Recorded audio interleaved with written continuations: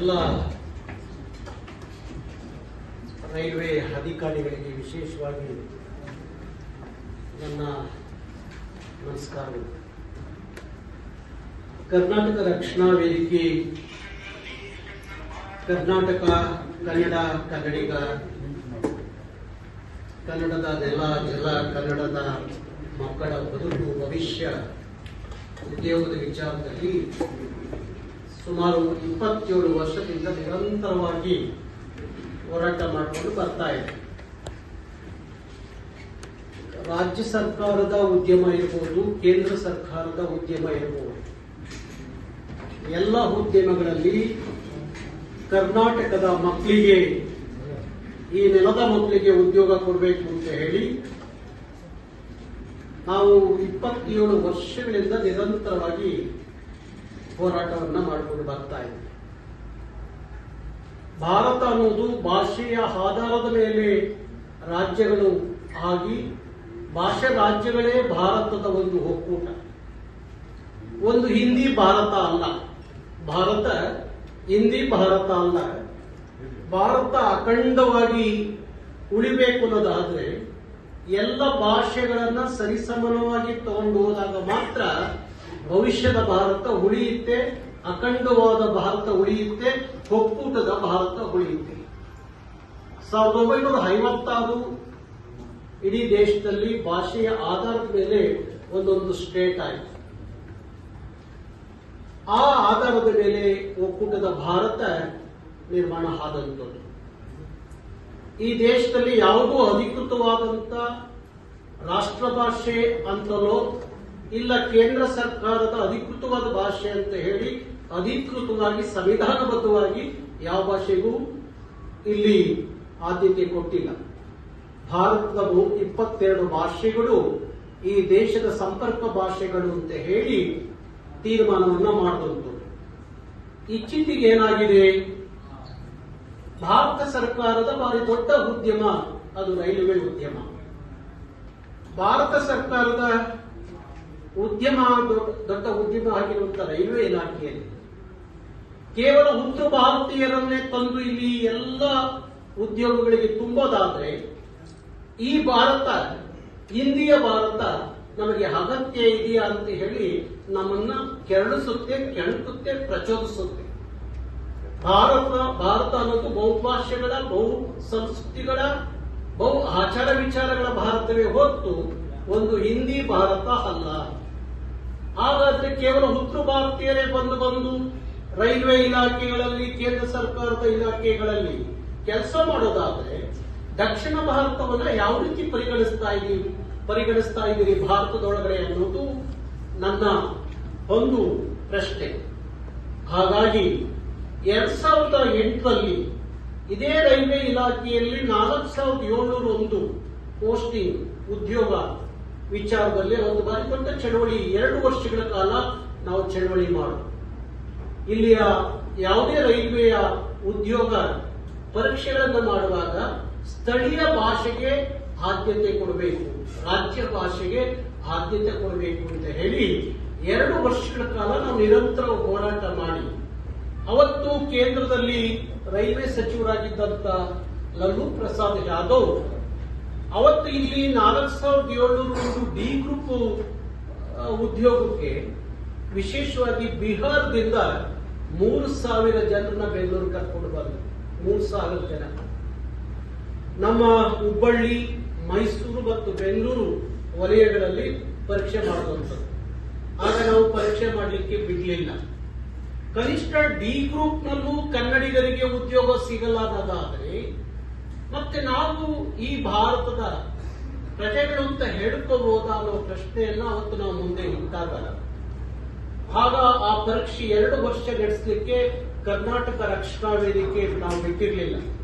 2 ವರ್ಷದ ನಂತರ ಕೇಂದ್ರದಲ್ಲಿ ಮಮತಾ ಬ್ಯಾನರ್ಜಿ ರೈಲ್ವೆ ಸಚಿವರಾದಾಗ ಅವರು ಕೇಳ್ತಾರೆ, ಕರ್ನಾಟಕದ 4701 ಉದ್ಯೋಗದಲ್ಲಿ ಯಾಕೆ ಪರೀಕ್ಷೆ ನಡೆದಿಲ್ಲ, ಏನ್ ಸಮಸ್ಯೆ ಅಂದಾಗ ಅವರು ಅಲ್ಲಿಯ ಅಧಿಕಾರಿಗಳು ಅವ್ರ ಗಮನಕ್ಕೆ ತರ್ತಾರೆ, ಕರ್ನಾಟಕದಲ್ಲಿ KRV ಕರ್ನಾಟಕ ರಕ್ಷಣಾ ವೇದಿಕೆ ಕನ್ನಡದಲ್ಲಿ ಪರೀಕ್ಷೆಗೆ ಅವಕಾಶ ಸಿಗಬೇಕು ರೈಲ್ವೆ ಇಲಾಖೆಯ ಎಲ್ಲ ಪರೀಕ್ಷೆಗಳಲ್ಲಿ ಕನ್ನಡದಲ್ಲೂ ಬರೀಲಿಕ್ಕೆ ಅವಕಾಶ ಸಿಗಬೇಕು ಅನ್ನುವ ಒತ್ತಾಯದಿಂದಾಗಿ ಅವರು ಇಲ್ಲಿವರೆಗೂ ರೈಲ್ವೆ ಪರೀಕ್ಷೆಯನ್ನು ಕರ್ನಾಟಕದಲ್ಲಿ ನಡೆಸಲಿಕ್ಕೆ ಬಿಟ್ಟಿಲ್ಲ ಅಂದಾಗ ಆಗ ಮಮತಾ ಬ್ಯಾನರ್ಜಿ ಹೇಳ್ತಾರೆ, ಹೌದು ಅವರು ಕೇಳೋದ್ರಲ್ಲಿ ಅರ್ಥ ಇದೆ. ಯಾಕೆ ಕೇವಲ ಹಿಂದಿಯನ್ನ, ಇನ್ಯಾವುದೋ ಪರಕೀಯ ಇಂಗ್ಲಿಷ್ ಅನ್ನ ನಮ್ಮ ಮಕ್ಕಳು ಅವತ್ತಿನ ಕಾಲಕ್ಕೆ ಡಿ ಗ್ರೂಪ್ 8ನೇ ಕ್ಲಾಸ್ ಪಾಸ್ ಆಗಿರುವಂತ 8th ಸ್ಟ್ಯಾಂಡರ್ಡ್ ಪಾಸ್ ಆಗಿರುವಂತ ಡಿ ಗ್ರೂಪ್ ನ ಪರೀಕ್ಷೆ ಬರೀಲಿಕ್ಕೆ ನೀವು ಹಿಂದಿ ಇಂಗ್ಲಿಷ್ ನ ಪ್ರಶ್ನೆ ಪತ್ರಿಕೆ ಕೊಟ್ರೆ ನಮ್ಮ ಕರ್ನಾಟಕದ ಮಕ್ಕಳು ಯಾಕೆ ಪರೀಕ್ಷೆ ಬರೀತಾರೆ? ಯಾಕೆ ಉದ್ಯೋಗವನ್ನು ಪಡ್ಕೊಳ್ಳಿಕ್ಕೆ ಸಾಧ್ಯ? ಯಾಕೆ ಆ ಅನುಕೂಲಗಳು? ಯಾಕೆ ಹಿಂದಿ ಇಂಗ್ಲಿಷ್ ಅಂದ್ರೆ ನಾರ್ತಿಗಳು ಏನು ಉತ್ತರ ಭಾರತೀಯರು ಹೇಳಿದ್ದೀರಿ ನೀವು, ನಿಮಗೆ ಅನುಕೂಲ ಆಗಲಿ ಅಂತ ಹೇಳಿ ಹಿಂದಿ ಇಂಗ್ಲಿಷ್ ನ ಮುಂದೆ ಇಟ್ಕೊಂಡು ಪರೀಕ್ಷೆ ಮಾಡೋದಾದ್ರೆ ನಾವು ಕರ್ನಾಟಕ ರೈಲ್ವೆ ಇಲಾಖೆಯಲ್ಲಿ ಯಾವುದೇ ಪರೀಕ್ಷೆಗಳನ್ನ ನಡೆಸಲಿಕ್ಕೆ ಬಿಡಲ್ಲ ಅನ್ನುವ ಮಾತನ್ನು ಹೇಳಿದಾಗ ಅವತ್ತು ಮಮತಾ ಬ್ಯಾನರ್ಜಿ ಅವರು ಹೇಳ್ತಾರೆ, ಸರಿ ಇದೆ, ಇನ್ನು ಮೇಲೆ ಭಾರತದ ಎಲ್ಲ ರಾಜ್ಯ ಭಾಷೆಗಳಲ್ಲೂ ರೈಲ್ವೆ ಇಲಾಖೆಯ ಪರೀಕ್ಷೆಗಳು ಆಗ್ಬೇಕು ಅಂತ ಆದೇಶ ಮಾಡ್ತಾರೆ. ಅದಾದ ಮೇಲೆ ಡಿ ಗ್ರೂಪ್ 2008ರಲ್ಲಿ 4701 ಉದ್ಯೋಗದಲ್ಲಿ ಕನ್ನಡದಲ್ಲಿ ಪರೀಕ್ಷೆ ಬರೆಯಲಿಕ್ಕೆ ಅವಕಾಶ ಸಿಕ್ಕಿದ್ದಕ್ಕೆ 3800 ಜನ ಕನ್ನಡಿಗರು ಡಿ ಗ್ರೂಪಿಗೆ ಆಯ್ಕೆ ಆಗ್ತಾರೆ. ಹೀಗೆ ನಡ್ಕೊಂಡು ಬರ್ತಿದ್ದಂತ ಇತ್ತೀಚಿನ ವರ್ಷಗಳಲ್ಲಿ ಮತ್ತೆ ಶುರುವಾಯಿತು ಹಿಂದಿ ಇಂಗ್ಲಿಷ್ ನಲ್ಲಿ ಪರೀಕ್ಷೆ ಬರೆಯಲಿಕ್ಕೆ. ಇತ್ತೀಚೆಗೆ 8 ಪರೀಕ್ಷೆಗಳು ನಡೆದಿದೆ. 8 ಪರೀಕ್ಷೆ ಪ್ರಶ್ನೆ ಪತ್ರಿಕೆ ನನಗೆ ತಲುಪಿದೆ. ಆ 8 ಪ್ರಶ್ನೆ ಪತ್ರಿಕೆಯು ಬರೀ ಹಿಂದಿ ಇಂಗ್ಲಿಷ್ ಇದೆ ಹೊರತು ಎಲ್ಲೂ ಕನ್ನಡಕ್ಕೆ ಆದ್ಯತೆ ಇಲ್ಲ. ಕೇಂದ್ರ ಸರ್ಕಾರದ ಉದ್ಯಮಗಳಲ್ಲಿ ಇಲಾಖೆಗಳಲ್ಲಿ ಏನು ನಾವು ಪ್ರಶ್ನೆ ಮಾಡಿದ್ದು ಹಿಂದೆಲ್ಲ ತ್ರಿಭಾಷಾ ಸೂತ್ರ ಅನುಷ್ಠಾನಗೊಳಿಸಬೇಕು ಅಂದಾಗ ಕೇಂದ್ರ ಸರ್ಕಾರದ ಇಲಾಖೆಯಲ್ಲಿ ತ್ರಿಭಾಷಾ ಸೂತ್ರ ಅನುಷ್ಠಾನಕ್ಕೆ ಬಂದಂಥದ್ದು. ತ್ರಿಭಾಷಾ ಅಂದ್ರೆ ಯಾವುದು? ಕನ್ನಡ, ಇಂಗ್ಲಿಷು ತಪ್ಪಿದ ಹಿಂದಿಯನ್ನ ಬಳಸ್ಕೋಬಹುದು ಅನ್ನೋದು ಅವತ್ತು ಒಪ್ಕೊಂಡಂಥದ್ದು. ಅದಾದ ನಂತರ ಕರ್ನಾಟಕವನ್ನು ಹೊರತುಪಡಿಸಿ ಬೇರೆ ಸ್ಟೇಟ್ಗಳಲ್ಲಿ ದ್ವಿಭಾಷಾ ಸೂತ್ರ ಜಾರಿ ತಂದರು. ದ್ವಿಭಾಷಾ ಸೂತ್ರ ಜಾರಿ ತಂದಿದ್ದೇನು? ಮಹಾರಾಷ್ಟ್ರದಲ್ಲಿ ಮರಾಠಿ ಇಂಗ್ಲಿಷ್ ನಲ್ಲಿ ಪರೀಕ್ಷೆ ಬರೀಬಹುದು, ಆಂಧ್ರದಲ್ಲಿ ತೆಲುಗು ಮತ್ತು ಇಂಗ್ಲಿಷ್ ನಲ್ಲಿ ಪರೀಕ್ಷೆ ಬರೀಬಹುದು, ತಮಿಳುನಾಡಲ್ಲಿ ತಮಿಳು ಮತ್ತು ಇಂಗ್ಲಿಷ್ ನಲ್ಲಿ ಬರೀಬಹುದು ಹೊರತು ಅಲ್ಲೆಲ್ಲೂ ಹಿಂದಿಗೆ ಅವಕಾಶ ಕೊಡಲಿಲ್ಲ. ಆಗಿರುವಾಗ ಈಗ ಇಚ್ಛಿತಿಗೆ ಬಹುಶಃ 11 ಇರಬಹುದು, ಡಿಸೆಂಬರ್ 11 ಒಂದು ಅಧಿಸೂಚನೆ ರೈಲ್ವೆ ಇಲಾಖೆ ಹೊರಗಡೆ ಬಂತು. ಆ ಸಂದರ್ಭದಲ್ಲಿ ಮೈಸೂರಿನಲ್ಲಿ ತ್ರಿಭಾಷಾ ಸೂತ್ರ ಅಂದ್ರೆ ಕನ್ನಡವನ್ನ ಪರೀಕ್ಷೆ ಬರಿಬಹುದು, ಹುಬ್ಬಳ್ಳಿಯಲ್ಲಿ ತ್ರಿಭಾಷಾ ಸೂತ್ರ ಕನ್ನಡ ಬರಿಬಹುದು, ಆದ್ರೆ ಬೆಂಗಳೂರಿನಲ್ಲಿ ಹಾಕಿ ಕನ್ನಡ ಬರೀಲಿಕ್ಕೆ ಅವಕಾಶ ಇಲ್ಲ. ಈ ತಾರತಮ್ಯವನ್ನ ಕರ್ನಾಟಕದಲ್ಲೇ ನೀವು ಮಾಡೋದಾದ್ರೆ ಪ್ರಾದೇಶಿಕವಾದಂತ ಘರ್ಷಣೆಗೆ ನೀವು ಅವಕಾಶ ಮಾಡಿಕೊಡ್ತಾ ಇದ್ದೀರಿ. ಭಾರತ ಒಕ್ಕೂಟವನ್ನು ಒಡೆಯುವ ತಂತ್ರ ಕುತಂತ್ರವನ್ನ ಮಾಡ್ತಾ ಇದ್ದೀರಿ ಹಿಂದಿ ರಾಜ್ಯದಿಂದ ಬಂದಂತ ಅಧಿಕಾರಿಗಳು ಅನ್ನೋದು ನಮ್ಮನ್ನ ಕನ್ನಡಿಗರನ್ನ ಕಾಡುವಂತ ಪ್ರಶ್ನೆ.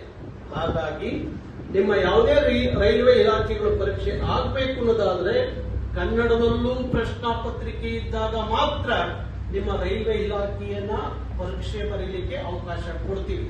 ಇಲ್ಲದೆ ಹೋದ್ರೆ ಕರ್ನಾಟಕ ರಕ್ಷಣಾ ವೇದಿಕೆ ನಾವು ಜನವರಿ 1ರಿಂದ ಇಡೀ ರಾಜ್ಯದಲ್ಲಿ ರೈಲ್ವೆ ಇಲಾಖೆ ಮತ್ತು ಕೇಂದ್ರ ಸರ್ಕಾರದ ಇಲಾಖೆಗಳ ವಿರುದ್ಧ ಭಾರಿ ದೊಡ್ಡ ಹೋರಾಟಕ್ಕೆ ನಾವು ಸಜ್ಜಾಗಿದ್ದೀವಿ. ಇಲ್ಲಿ ಯಾವ ಹಿಂದಿ ವಾದಗಳು ಸಹ ಕೆಲಸ ಮಾಡಕ್ ಬಿಡಲ್ಲ ಅನ್ನೋದನ್ನ ನಾವು ನಿನ್ನೆ ತೀರ್ಮಾನ ಮಾಡಿದ್ವಿ. ಹಂಗ ಆಗೋದು ಬೇಡ ಅನ್ನೋದಾದ್ರೆ ಬಹುಶಃ ನಿಮಗೆಲ್ಲ ಒಂದು ಭ್ರಮೆ ಇರಬಹುದು, ಹಿಂದಿ ರಾಷ್ಟ್ರ ಭಾಷೆ ಅಂತ. ಹಿಂದಿ ರಾಷ್ಟ್ರ ಭಾಷೆ ಅಂತ ಎಲ್ಲೂ ಅಧಿಕೃತವಾಗಿ ದಾಖಲೆಯೂ ಇಲ್ಲ. ಸಂವಿಧಾನಬದ್ಧವಾದಂತ ಹಿಂದಿ ರಾಷ್ಟ್ರ ಭಾಷೆ ಅಂತ ಯಾರು ಘೋಷಣೆನೂ ಮಾಡಿಲ್ಲ. ಇತ್ತೀಚಿನ ಗುಜರಾತ್ ಹೈಕೋರ್ಟ್ ಒಂದು ತೀರ್ಪನ್ನ ಕೊಟ್ಟು, ಏನ್ ತೀರ್ಪು ಕೊಟ್ಟು, ಗುಜರಾತಿನ ಒಬ್ಬ ಉದ್ಯಮಿ ಗುಜರಾತ್ ಅಲ್ಲಿ ಪ್ರಾಡಕ್ಟ್ ಆಗುವ ಎಲ್ಲ ಪ್ರಾಡಕ್ಟ್ಗಳ ಪ್ಯಾಕೆಟ್ಗಳ ಮೇಲೆ ನೀವು ಹಿಂದಿ ರಾಷ್ಟ್ರ ಭಾಷೆ ಅಂತ ಮುದ್ರಿಸಬೇಕು ಅಂದಾಗ ಅಲ್ಲಿಯ ಹೈಕೋರ್ಟ್ ಚೀಮರಿ ಹಾಕ್ತು. ಆ ಸಾರ್ವಜನಿಕ ಅರ್ಜಿ ಹಾಕಿದಂತ ಒಬ್ಬ ಉದ್ಯಮಿಗೆ ಕೇಳಿತು, ಹಿಂದಿ ರಾಷ್ಟ್ರ ಭಾಷೆ ಅಂತ ಅಧಿಕೃತವಾಗಿ ಸಂವಿಧಾನಬದ್ಧವಾಗಿ ಎಲ್ಲಿ ಘೋಷಣೆ ಆಗಿದೆ, ಯಾವ್ದಾದ್ರು ದಾಖಲೆ ಇದ್ರೆ ಕೊಡಿ ಅಂತ. ಆಗ ಕೊಡ್ಲಿಕ್ಕೆ ಆದಾಗ ಆ ಉದ್ಯಮಿಗೆ ಹೈಕೋರ್ಟ್ ಫೈನ್ ಹಾಕಿ ಅರ್ಜಿ ವಾಪಸ್ ತಗೊಳ್ಳೋಕೆ ಹೇಳಿ. ಹೀಗಿರುವಾಗ ಎಷ್ಟೋ ಜನ ನಮ್ಮ ಉತ್ತರ ಭಾರತದಿಂದ ಬಂದಂತ ಅಧಿಕಾರಿಗಳು ಒಂದು ಭ್ರಮೆ ಇದೆ ಹಿಂದಿ ರಾಷ್ಟ್ರ ಭಾಷೆ ಅಂತ. ಹಿಂದಿ ಯಾವತ್ತಿಗೂ ರಾಷ್ಟ್ರ ಭಾಷೆ ಆಗಿಲ್ಲ. ಯಾಕೆಂದ್ರೆ ಹಿಂದಿಗೆ 600-700 ವರ್ಷದ ಇತಿಹಾಸ, ಕನ್ನಡಕ್ಕೆ 3000 ವರ್ಷದ ಇತಿಹಾಸ, 8 ಜ್ಞಾನಪೀಠವನ್ನ ಪಡೆದಂತ ಭಾಷೆ ಕನ್ನಡ. ಹಾಗಾಗಿ ದಯವಿಟ್ಟು ನಮ್ಮ ಇಲ್ಲಿಯ ಅಧಿಕಾರಿಗಳಲ್ಲಿ ನನ್ನ ಮನವಿ ಏನು ಅಂದ್ರೆ, ಇವತ್ತು ನಮ್ಮ ತೇಜಸ್ವಿ ಸೂರ್ಯ, ನಮ್ಮ ರೈಲ್ವೆ ಸಚಿವರಾಗಿರುವಂತಹ ಸ್ಟೇಟ್ ಸಚಿವರಾಗಿರುವಂತಹ ಸೋಮಣ್ಣ ಅವರು, ಮತ್ತೆ ಪಿ ಮೋಹನ್ ಅವರು, ಎಲ್ಲ ಕರ್ನಾಟಕದ ಎಂಪಿಗಳು ಇವತ್ತು ರೈಲ್ವೆ ಸಚಿವರನ್ನ ಭೇಟಿ ಮಾಡಿದ್ದಾರೆ. ಅಶ್ವಿನಿ ವೈಷ್ಣವಿ ಅವರನ್ನ ಭೇಟಿ ಮಾಡಿದ್ದಾರೆ. ಈಗ ತಾನೇ ನನಗೆ ಸೋಮಣ್ಣ ಅವರು ಮಾತಾಡಿದ್ರು, ಮತ್ತೆ ಸೂರ್ಯರು ಅವರೆಲ್ಲರೂ ಮಾತಾಡೋದು ನನ್ನ ಜೊತೆ. ಹಾಗಿರುವಾಗ ಇಲ್ಲಿ ಯಾವುದೇ ಪರೀಕ್ಷೆಗಳು ನಡೆಯುವಾಗ ಕನ್ನಡ ಭಾಷೆಯಲ್ಲೂ ಪರೀಕ್ಷೆ ಬರೀಲಿಕ್ಕೆ ಅವಕಾಶ ಆಗಬೇಕು. ಅದು ಹೊರತುಪಡಿಸಿ ಕೇವಲ ಹಿಂದಿ ಇಂಗ್ಲಿಷ್ನಲ್ಲಿ ಪರೀಕ್ಷೆ ಮಾಡ್ತೀವಿ ಅಂದ್ರೆ ಕರ್ನಾಟಕದಲ್ಲಿ ನಿಮ್ಮ ರೈಲ್ವೆ ಇಲಾಖೆಯನ್ನು ಉಳಿಸಿಕೊಳ್ಳೋದು ಭಾರಿ ಕಷ್ಟ ಆಗುತ್ತೆ. ನಮ್ಮ ನೆಲದಲ್ಲಿ ನಮಗೆ ಬದುಕಿಲ್ಲ ಅನ್ನೋದಾದ್ರೆ, ನಮಗೆ ಉದ್ಯೋಗ ಸಿಗಲ್ಲ ಅನ್ನೋದಾದ್ರೆ, ಕನ್ನಡದಲ್ಲಿ ಪರೀಕ್ಷೆ ಬರೆಯುವ ಅವಕಾಶ ನಮ್ಮ ನೆಲದ ಮಕ್ಕಳಿಗೆ ಸಿಗಲ್ಲ ಅನ್ನೋದಾದ್ರೆ ಯಾವುದೇ ಕಾರಣಕ್ಕೂ ರೈಲ್ವೆ ಇಲಾಖೆ ಕರ್ನಾಟಕದಲ್ಲಿ ಕೆಲಸ ಮಾಡೋದು ಕಷ್ಟ ಆಗುತ್ತೆ. ಅದಕ್ಕೆ ಅವಕಾಶ ಮಾಡಿಕೊಡ್ಬೇಡಿ. ನಾವು ಭಾರತೀಯರು, ನಾವು ಭಾರತದ ಒಕ್ಕೂಟದಲ್ಲಿ ಇದ್ದೀವಿ, ನಮ್ಮನ್ನೇನು ಹೊರತಿಲ್ಲ. ಇವತ್ತು ನೀವು ಹುಬ್ಬಳ್ಳಿಯಲ್ಲಿ ತ್ರಿಭಾಷಾ ಸೂತ್ರ, ಮೈಸೂರಲ್ಲಿ ತ್ರಿಭಾಷಾ ಸೂತ್ರ, ಬೆಂಗಳೂರಲ್ಲಿ ಮಾತ್ರ ದ್ವಿಭಾಷಾ ಸೂತ್ರ ಹಿಂದಿ ಇಂಗ್ಲಿಷ್ ಅನ್ನೋದಾದ್ರೆ, ಹಾಗಾದ್ರೆ ಬೆಂಗಳೂರಿನೇನು ಕೇಂದ್ರಾಡಳಿತ ಪ್ರದೇಶ ಅಂತ ನೀವೇನಾದ್ರೂ ಘೋಷಣೆ ಮಾಡ್ಬಿಟ್ಟ ರೈಲ್ವೆ ಇಲಾಖೆಯಲ್ಲಿ? ಬೆಂಗಳೂರು ಕರ್ನಾಟಕದಲ್ಲಿ ಇಲ್ಲ ಅಂತ ಅನ್ಕೊಂಡ್ಬಿಟ್ರ? ಯಾವ ಉದ್ದೇಶ ಇಟ್ಕೊಂಡು ಅದನ್ನ ಮಾಡ್ತಾ ಇದ್ದ ತಾರತಮ್ಯ?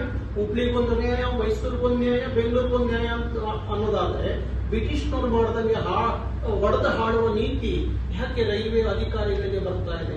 ಅದಕ್ಕೋಸ್ಕರ ನಾವು ಇವತ್ತು ಭಾರಿ ದೊಡ್ಡ ಮಟ್ಟದ ಪ್ರತಿಭಟನೆಗೆ ಸಜ್ಜಾಗಿತ್ತು, ಹುಬ್ಬಳ್ಳಿ, ಮೈಸೂರು, ಇಲ್ಲಿ. ಆದ್ರೂ ನಮ್ಮ ಹಿರಿಯ ಅಧಿಕಾರಿಗಳು ಬೇಡ, ಒಂದು ನಿಯೋಗ ಭೇಟಿ ಮಾಡಬೇಕು ಅಂತ ಮತ್ತೆ ರಾತ್ರಿ ಸೋಮಣ್ಣ ಮತ್ತೆ ಬೆಳಗ್ಗೆನೂ ಸೋಮಣ್ಣ ನನಗೆ ರಿಕ್ವೆಸ್ಟ್ ಮಾಡಿಕೊಂಡ ಕಾರಣ ಒಂದು ನಿಯೋಗ ಅಂತ ಬಂದು ನಿಮಗೆ ಮನವಿಯನ್ನ ಕೊಡ್ತಾ ಇದ್ದೀನಿ.